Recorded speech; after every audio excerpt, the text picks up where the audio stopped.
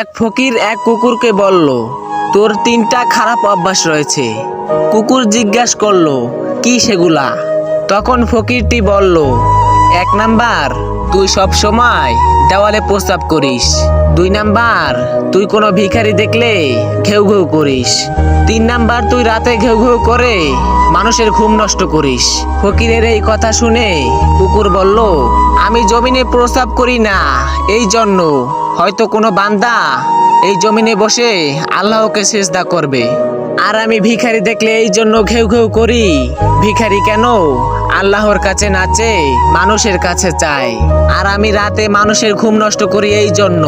মানুষ গুনাহ করে আরামে ঘুমালে আল্লাহর কাছে মাপ চাইবে কখন?